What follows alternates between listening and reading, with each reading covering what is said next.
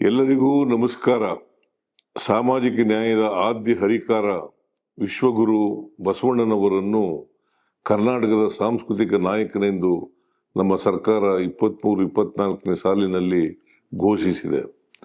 24-25ನೇ ಸಾಲಿನ ಆಯವ್ಯಯ ಘೋಷಣೆಯಲ್ಲಿ ಬಸವಣ್ಣನವರ ಬದುಕು, ಚಿಂತನೆ, ಸಂದೇಶಗಳನ್ನು ವ್ಯಾಪಕವಾಗಿ ಪ್ರಚುರಪಡಿಸಲು ತೀರ್ಮಾನಿಸಲಾಗಿದೆ.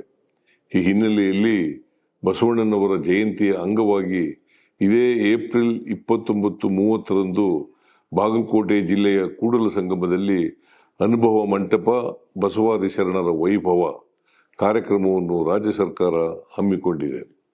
ಇದು ಸಮಾಜದ ಸರ್ವ ಜನಾಂಗದ ಸಾಂಸ್ಕೃತಿಕ ಉತ್ಸವವಾಗಿದೆ.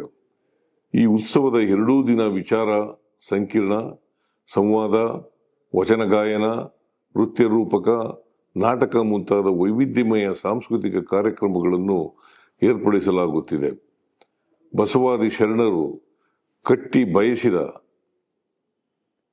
ಸಮಾಜ ನಿರ್ಮಾಣ ಹಾಗೂ ಸರ್ವ ಜನಾಂಗದ ಕಲ್ಯಾಣ, ಕಾಯಕ ನಿಷ್ಠೆ ಮತ್ತು ದುಡಿಮೆಯ ಫಲ ಸರ್ವರಿಗೂ ಸಮನಾಗಿ ವಿತರಣೆಯಾಗಬೇಕು ಎಂಬುದು ನಮ್ಮ ಸರ್ಕಾರದ ಆಶಯವೂ ಆಗಿದೆ.